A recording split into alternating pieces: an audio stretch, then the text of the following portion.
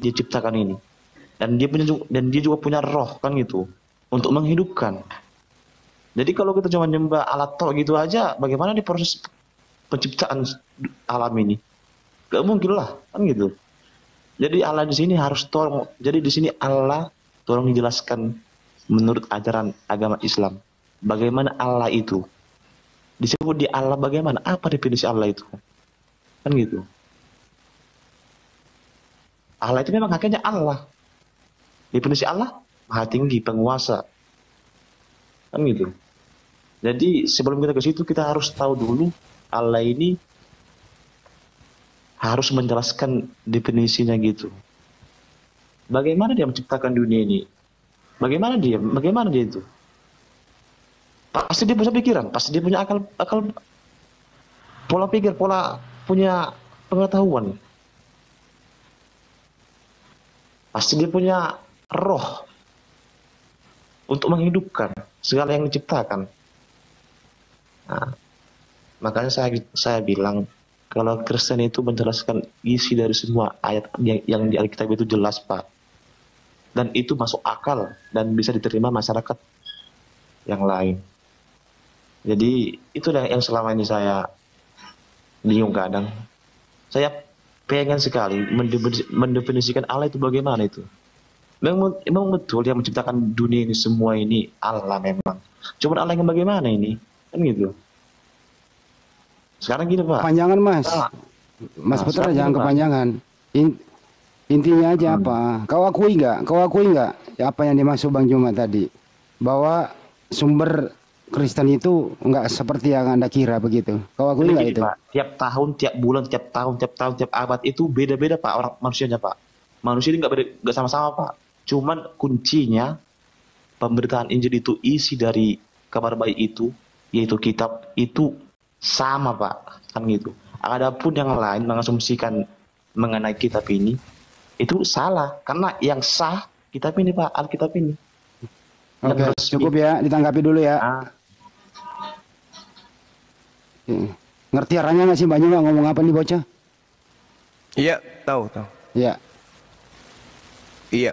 Jadi gini, Bung, Saudara Putra, saya terkadang sedih gitu ya, kalau melihat ada teman Kristen yang mencoba untuk berhati-hati menarasikan imannya di depan umat Islam, tidak ingin salah bicara, tidak ingin salah sebut, tetapi tidak ada kebudayaan kemudian yang bersumber dari kitab ataupun dari akal sendiri yang bisa dijadikan sebagai senjata ampuh untuk membantah argumen-argumen yang syarat dengan kebenaran, di mana kebenaran itu justru berasal dari kitab sendiri, kitabnya Kristen sendiri.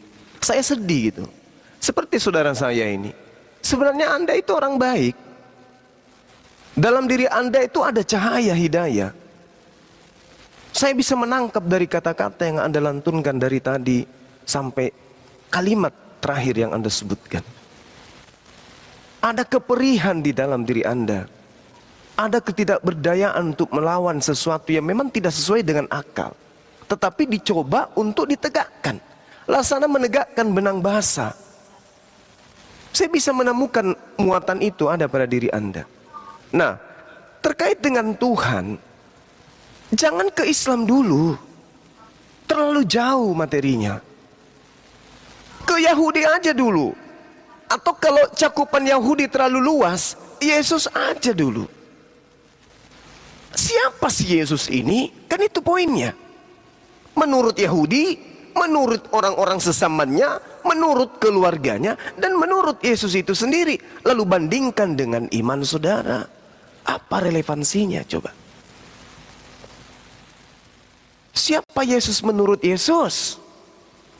Itu dulu, selesaikan itu dulu. Habiskan waktu untuk bergelut dengan dogma yang ada, bandingkan dengan pernyataan-pernyataan Yesus.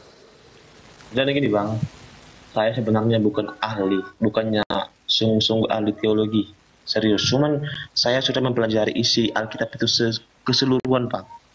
Ya, dan itu semuanya masuk akal saya Pak. Dan oh ya sudah. Iman saya juga membuktikan Pak. Ketika saya ya sudah. Alkitab itu membuktikan Pak. ada reaksinya, ada itu pembuktian. Oke. Kita mengimani Alkitab itu. Seperti itu. Baik, baik. Bagaimana ketika kemudian Yesus itu datang menyampaikan firman? Lalu firmannya dia tidak menambahi dan tidak dia kurangi. Dan itu informasinya justru ada di dalam kitab saudara. Aku tidak berkata-kata dari diriku sendiri. Kalau Anda belajar kitab Lukas atau surah Paulus atau Markus, Anda bisa menemukan dalam satu kitab ucapan Yesus kalau dibandingkan 100, dia hanya 10%. Selebihnya adalah 90 pengantar dari penulis itu sendiri. Lalu kemudian cakupan yang 10% itu dipengaruhi oleh yang 90%. Sehingga mengentaskan sebuah doktrin yang menyatakan Yesus itu Tuhan. Mau bukti? Sekuat apapun Yesus mengatakan, aku manusia, aku utusan, aku tidak dapat berbuat apa-apa dari diri sendiri. Bahkan kesaksian Yesus, segala yang ia lakukan, mujizat, tanda-tanda, kekuatan, atau apapun itu yang dia katakan sebagai bukti utusan, itu tidak ada artinya dibandingkan kekuatan dari 90% pengakuan daripada pengarang. Dibunuh pernyataan Yesus itu dengan mengatakan Yesus itu adalah Tuhan. Ketika dia mengatakan itu, dia dalam tataran manusia. Coba aja. Makanya Anda mengatakan, oh saya sudah baca Bible dan semua itu benar. Iya. Karena kenapa? Ucapan-ucapan Yesus itu dikebiri dengan ucapan-ucapan doktrin dan dogma dari pengarang kitab saudara.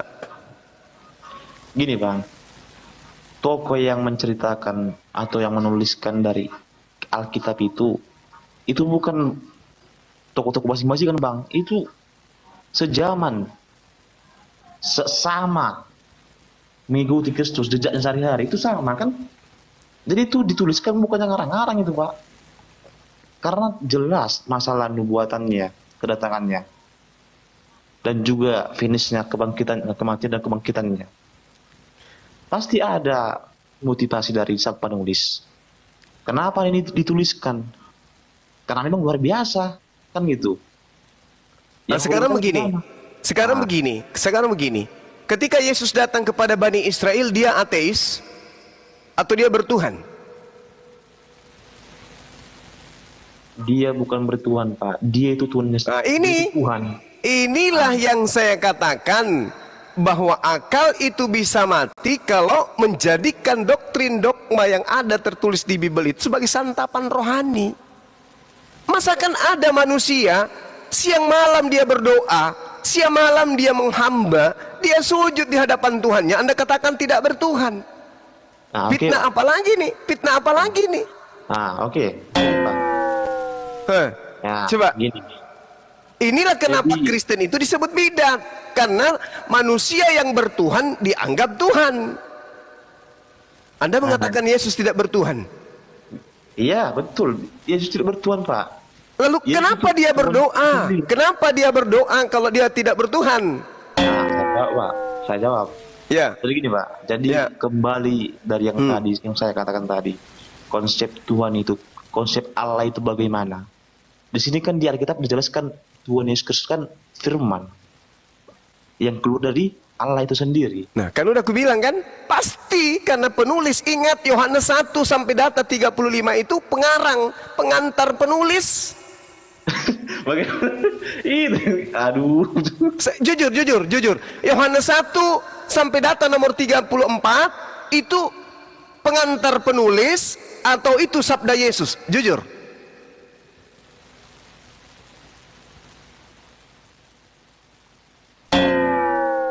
Gini Pak, sebelum Tuhan Yesus lahir. Nah, itu kan? Doktrin dogma kan? Doktrin dogma yang Anda sajikan. Padahal kita mencoba untuk dialog ilmiah. Pertanyaan saya sederhana. Pada mulanya adalah firman. Firman itu bersama-sama dengan Theos. Firman itu adalah Theos. Ujung-ujungnya firman itu menjadi manusia. Ini sabda Yesus kah?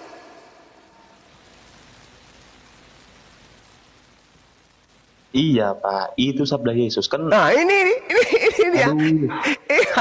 Inilah yang saya katakan doktrin. inilah kenapa saudaraku, kenapa Kristen itu bidat. Karena manusia Yesus dituliskan, ikan tadi dikatakan nabi-nabi palsu mencampur adukkan pengajaran-pengajaran dari Tuhan dengan pengajaran-pengajaran dari dirinya sendiri. Yesus, bayangkan ya, bayangkan. Yesus mengaku di hasil penyelidikan penulis kitab Anda nih, Yesus berkata, aku tidak berkata-kata dari diriku sendiri. Nah sekarang kita tanya, di mana Yesus mengatakan pada mulanya adalah firman, firman itu bersama-sama dengan Theos, firman itu adalah Theos. Di mana Yesus mengatakan itu?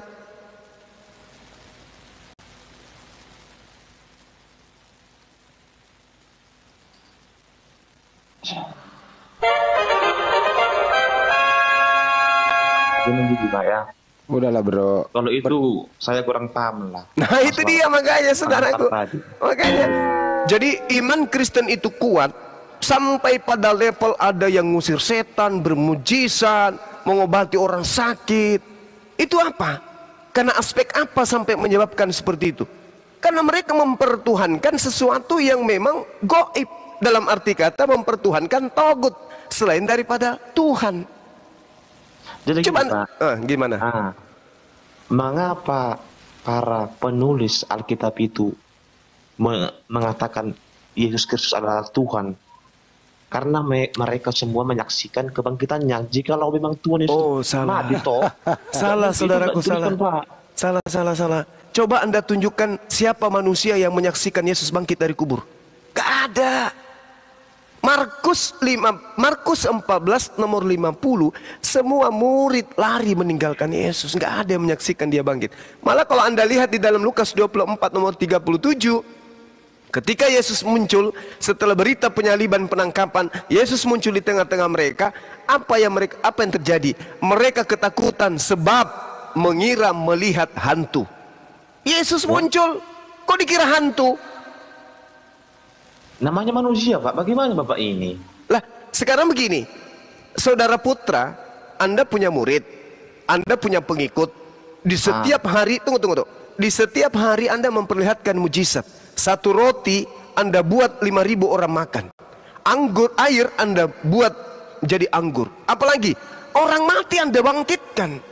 Orang buta Anda melekkan matanya. Orang lumpuh Anda buat berjalan. Kira-kira murid Anda itu bangga enggak punya guru kayak Anda?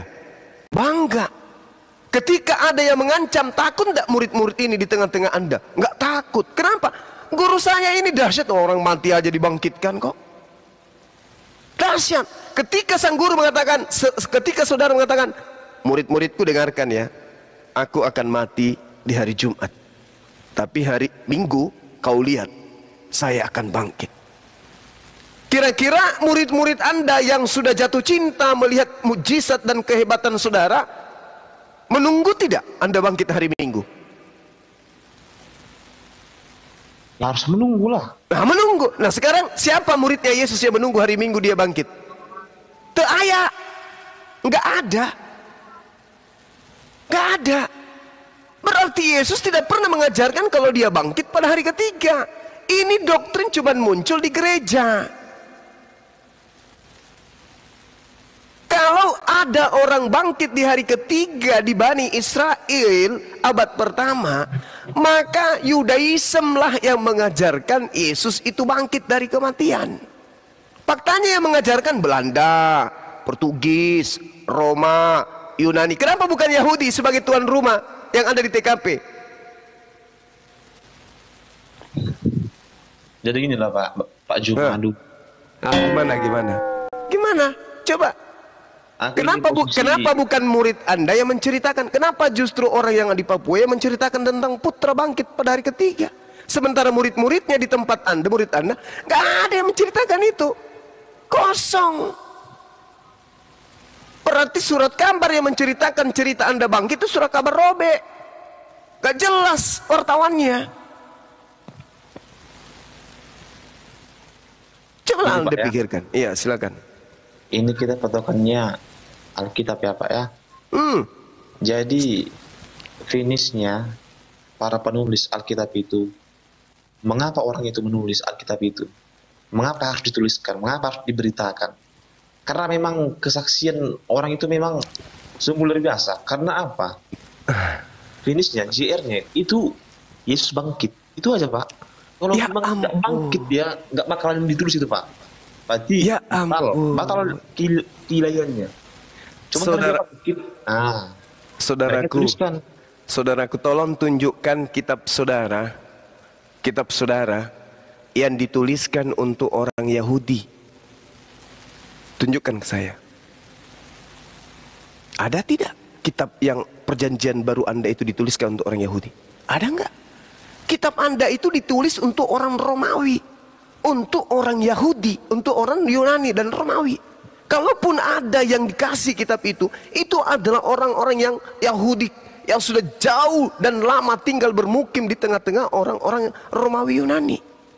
Tidak ada kitab saudara perjanjian baru itu dituliskan untuk orang Yahudi, nggak ada.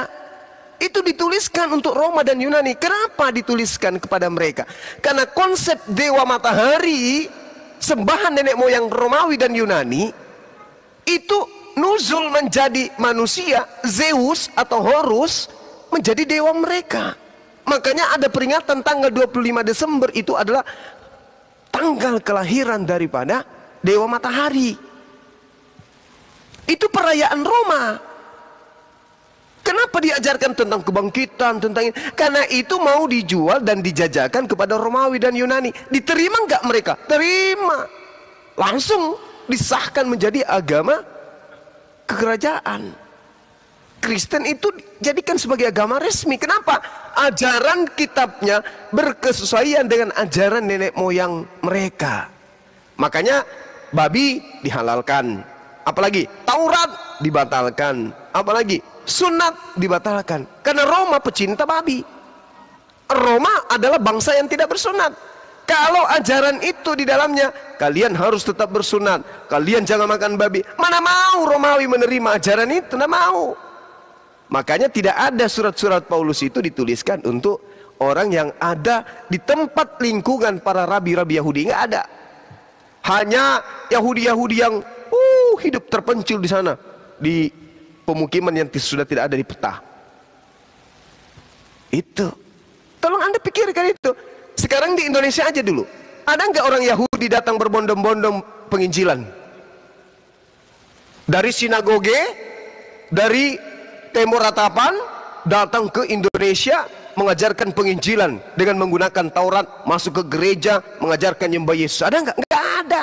Yang datang dari Australia, Belanda, Portugis, apalagi Jerman. Nggak ada orang Yahudi. Kenapa? Itu tadi yang kita awali. Kristen ini adalah bidat Yahudi. Dari mana dia terbentuk? Dari sekte Farisi. Apa nama sektenya? Nasrani. Di mana tertulis Kisah Para Rasul 24 nomor 5? Siapa tokohnya? Paulus. Itu loh. Gini lah, Pak. Aku udah pusing kepala gini.